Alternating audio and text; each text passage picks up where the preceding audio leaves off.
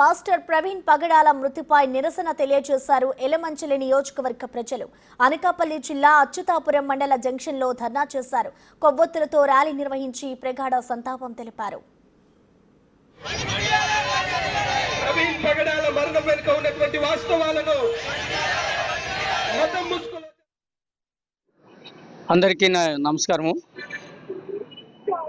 దేవునికి మహిమ కలుగును గాక.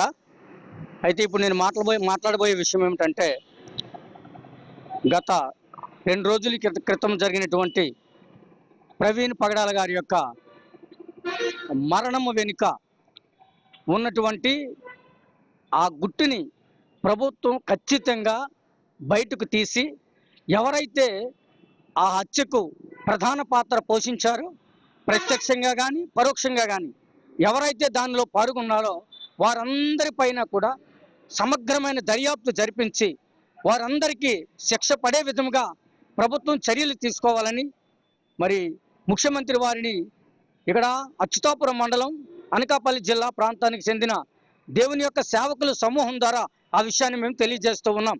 అయ్యా, భారతదేశంలో ప్రవీణ్ పగడాల గారు ఒక మంచిని తెలియజేశారే తప్ప ఆయన అసత్యాన్ని ఎక్కడా ప్రసారం చేయలేదండి.